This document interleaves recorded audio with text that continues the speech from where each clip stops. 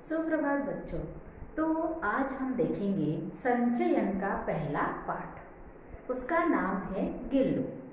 अब इसकी जो लेखिका है महादेवी वर्मा। ये जो महादेवी वर्मा है ये प्रसिद्ध लेखिका है और केवल लेखिका ही नहीं, ये कवयित्री भी है। और इनका जो कविता का लिखान था या कविता में जो वर्णन किया करते थे वो उस समय की जो सामाजिक स्थितियां थी उसका ज़्यादातर उसमें वर्णन होता था और प्रकृति का वर्णन होता था।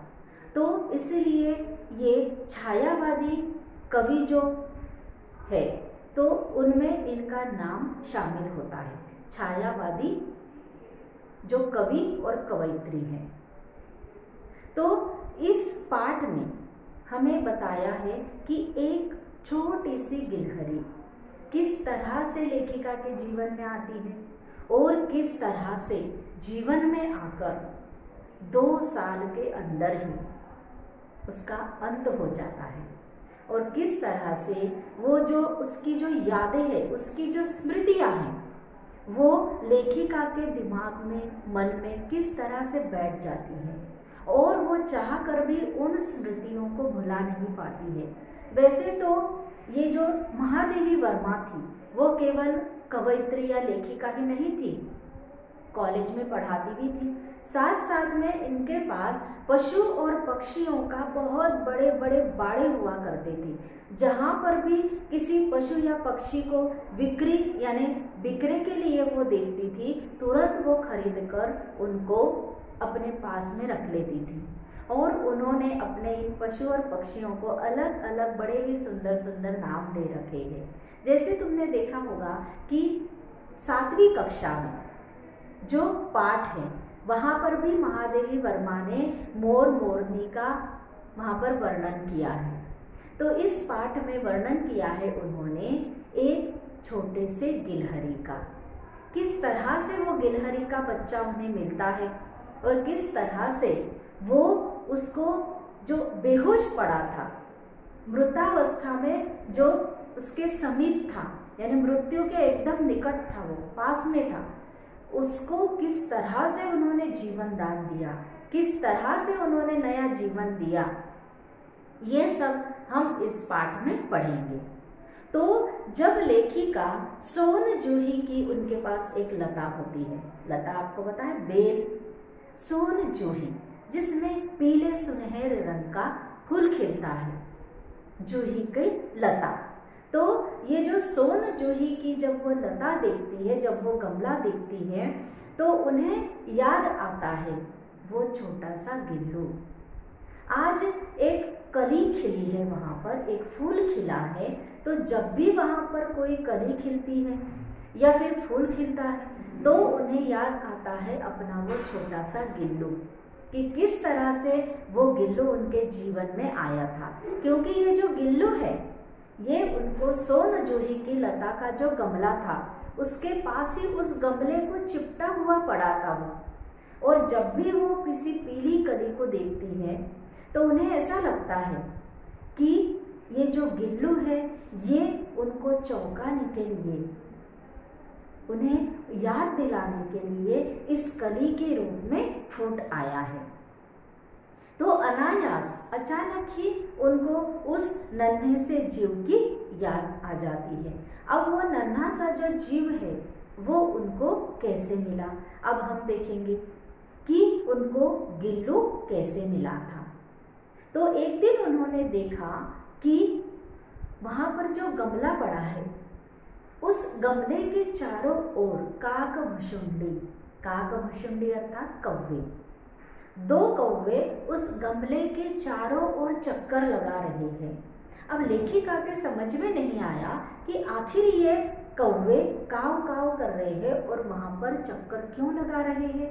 तो उन्होंने सहसा वहाँ पर निकलकर देखा तो क्या देखती है कि उस गमले पर एक नन्हा सा जीव चिपटा पड़ा है और वो इतना छोटा सा था, शायद हो सकता है कि वहाँ पर गिलहरी का घोंसला हो, क्योंकि वहाँ पर बहुत बड़े बड़े पेड़ थे।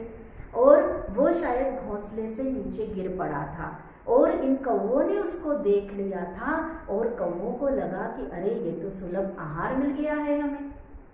और वो इतना नन्हा सा था, अभी तक उसके रोए भी नहीं निकले थे और इतना नन्हा सा वो जीव था कि अगर वो कौवे उसको एक दो बार भी अगर चोंच मारते तो उसके प्राण जाने के लिए काफ़ी थे।